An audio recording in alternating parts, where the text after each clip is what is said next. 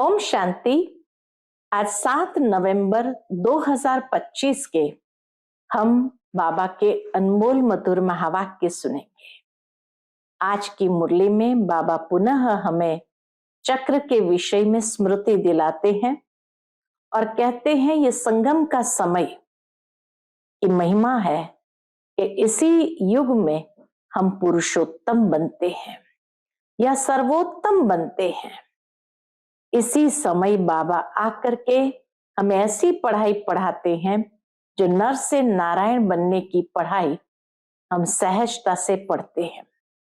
बाबा कहते तुम बच्चों को इतनी ऊंची नॉलेज मिलती है, इतना ऊंच वर्षा मिलता है, तो तुम छोटी छोटी बातों पर रो नहीं सकते हैं। तुम भाग्यवान बन रहे हो और भाग्यहीन से भाग्यवान बनने की ये यात्रा है।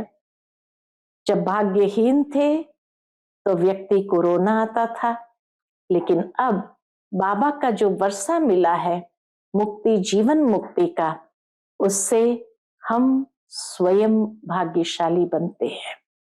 तो रोने की इसमें कोई बात ही नहीं है। सदा खुशी में रहना है, देह अहंकार नहीं आना चाहिए, देही अभिमानी बनने का अभ्यास करना है और श्रेष्ठ जीवन की ओर कदम बढ़ाना है। तो सुनते हैं आज के बाबा के अनमोल मधुर महावाक्य। ओम शांति।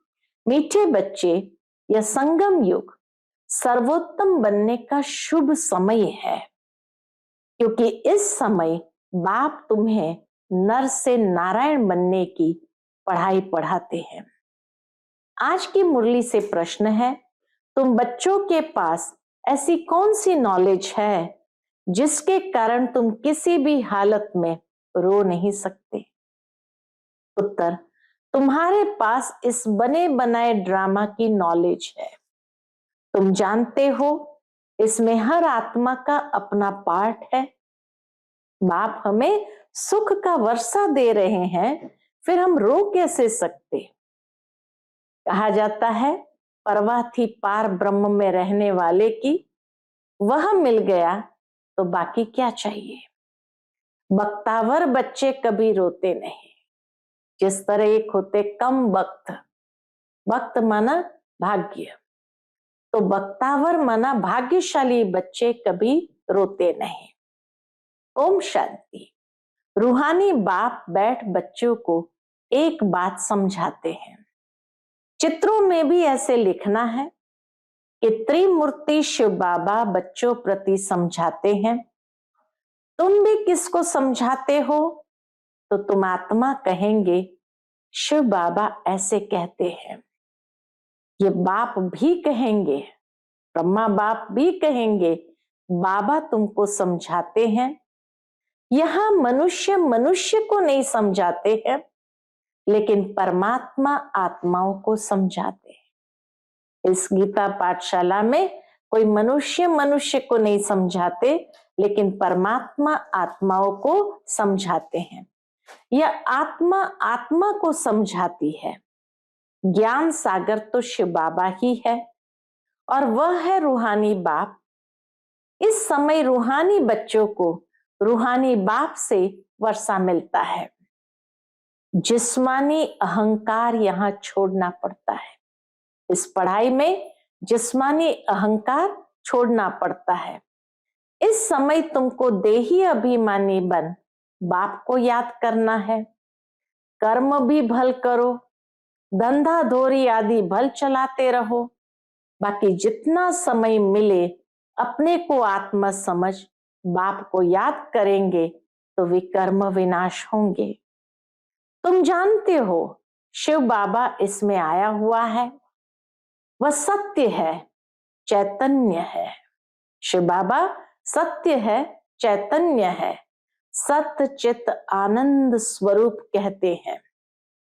ब्रह्मा विष्णु शंकर अथवा कोई भी मनुष्य मात्र की ये महिमा नहीं है। सत्य चित आनंद स्वरूप ये महिमा कोई भी मनुष्य मात्र की नहीं है। ऊंच ते ऊंच भगवान एक ही है, वह है सुप्रीम सोल। ये ज्ञान सिर्फ इस समय है, फिर कभी मिलना नहीं है। हर 5000 वर्ष बाद बाप आते हैं तुमको आत्म अभिमानी बनाए, बाप को याद कराने, जिससे तुम तमो प्रधान से सतो प्रधान बनते हो। और कोई उपाय नहीं। भल मनुष्य पुकारते भी है, हे पतित पावन आओ, परंतु अर्थ नहीं समझते। पतित पावन सीताराम कहे तो भी ठीक है, तुम सब सीताएं अथवा भक्तियां हो। वह है एक राम भगवान, तुम भक्तों को फल चाहिए भगवान द्वारा। कौन सा फल मिलता है? मुक्ति व जीवन मुक्ति, यह है फल। मुक्ति जीवन मुक्ति का दाता वह एक ही बाप है। ड्रामा में ऊंचते ऊंच पार्ट वाले भी होते हैं तो नीचे पार्ट वाले भी होते हैं। ऊंचते ऊंच पार्ट वाले भी होते हैं और नीचे पार्ट वाले भी होते हैं। ये बेहद का ड्रामा है, इसको और कोई समझ न सके। तुम इस समय तमो प्रधान कनिष्ठ से सतो प्रधान पुरुषोत्तम बन रहे हो।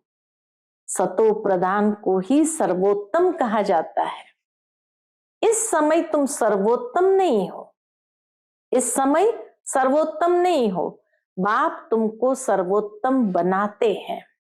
ये ड्रामा का चक्र कैसे फिरता रहता है, इसको कोई भी नहीं जानते।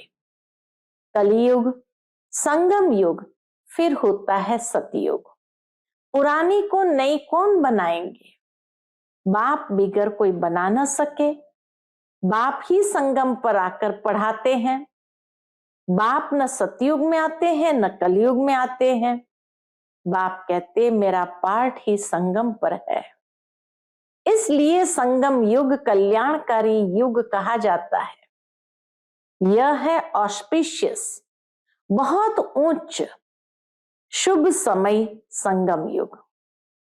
संगम की महिमा क्या है? यह है ऑस्पिशियस, बहुत उच्च शुभ समय संगम युग। जबकि बाप आकर तुम बच्चों को नर से नारायण बनाते हैं। मनुष्य तो मनुष्य ही है, परंतु दैवी गुण वाले बन जाते हैं। सतयुग में वही मनुष्य दैवी गुण वाले बन जाते हैं। उनको कहा जाता है आदि सनातन देवी देवता धर्म। बाप कहते मैं यह धर्म स्थापन करता हूं, इसके लिए पवित्र जरूर बनना पड़े। नए धर्म के लिए पवित्र जरूर बनना पड़ेगा।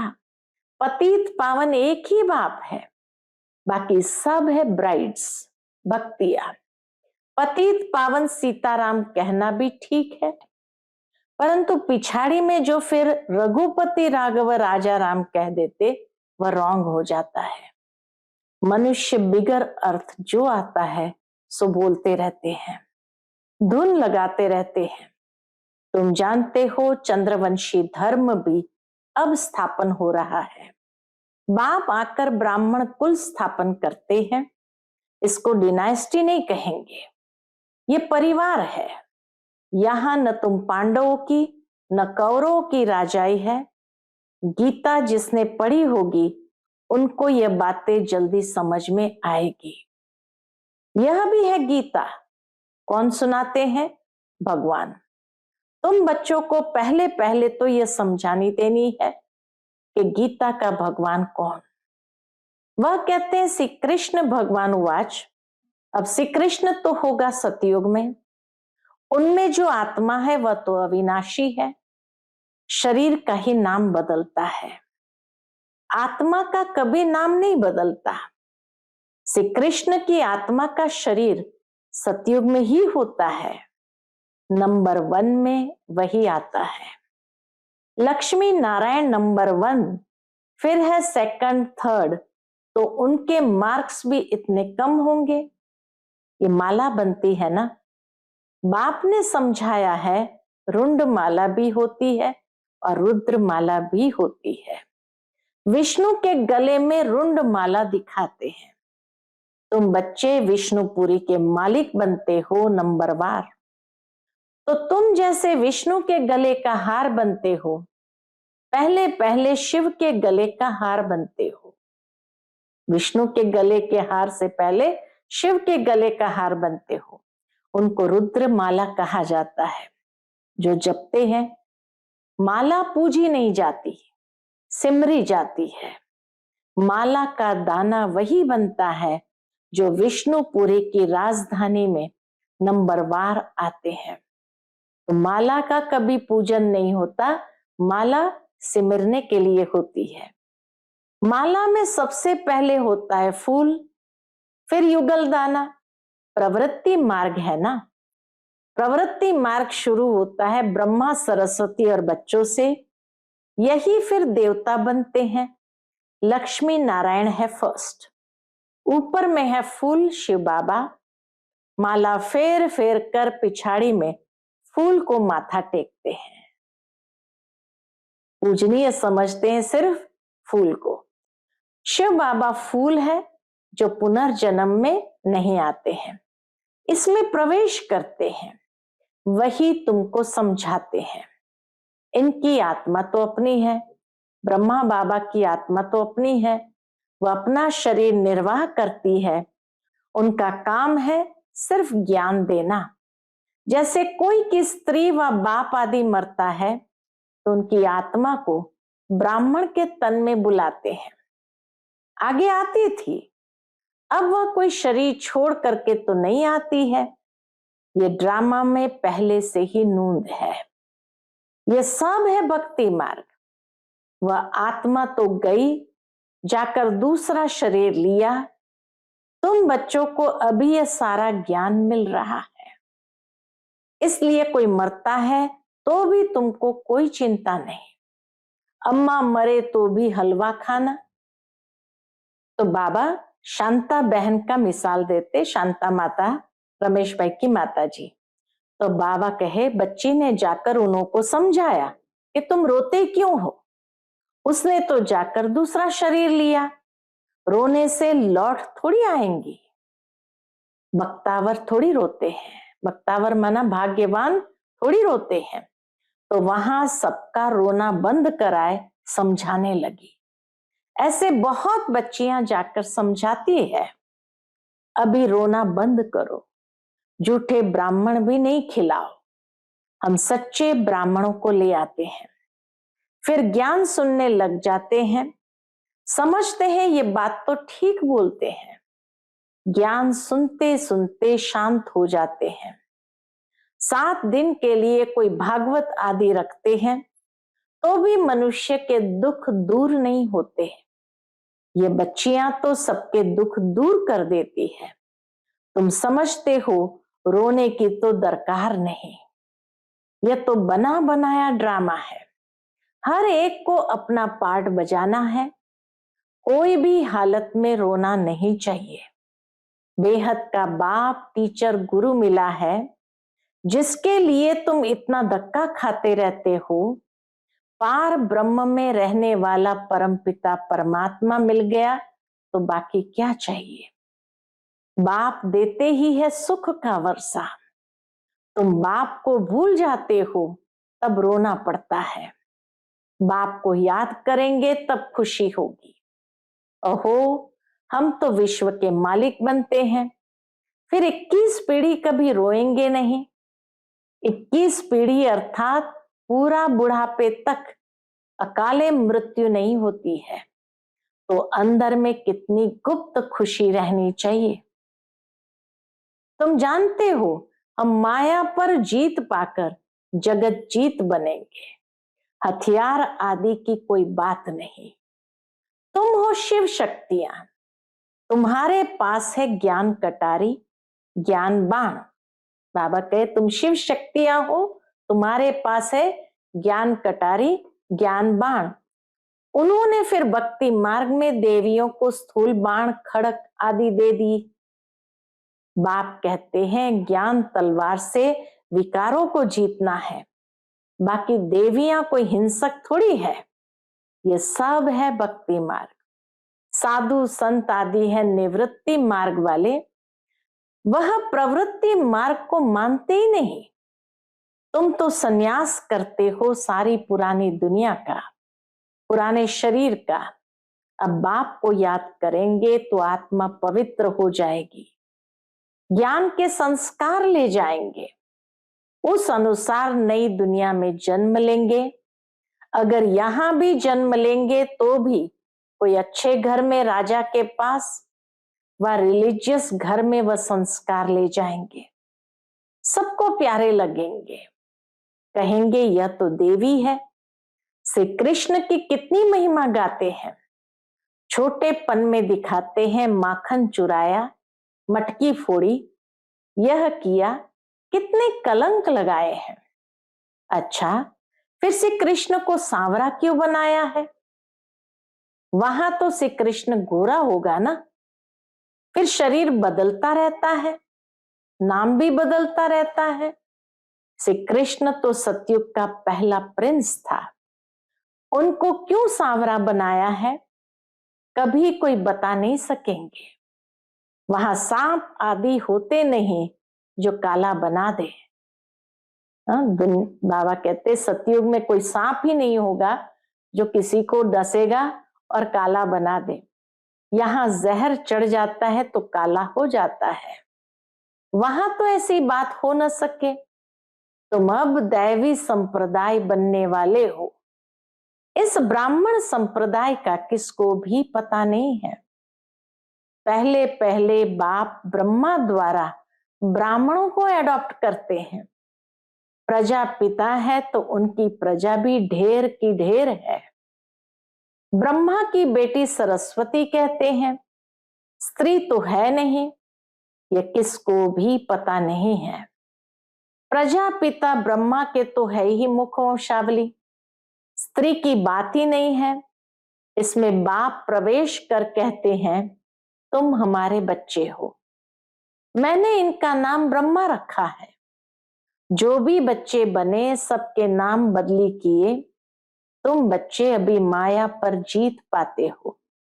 इसको कहा जाता है हार और जीत का खेल। बाबा कहते हैं अभी बच्चे माया पर जीत पाते हो, इसीलिए इसको कहा जाता है हार और जीत का खेल। बाप कितना सस्ता सौदा कराते हैं, फिर भी माया हरा देती है तो भाग जाते हैं। 5 विकारों रूपी माया हराती है। जिनमें 5 विकार है उनको ही आसुरी संप्रदाय कहा जाता है। मंदिर में देवियों के आगे भी जाकर महिमा गाते हैं। क्या महिमा गाते हैं? आप सर्वगुण संपन्न।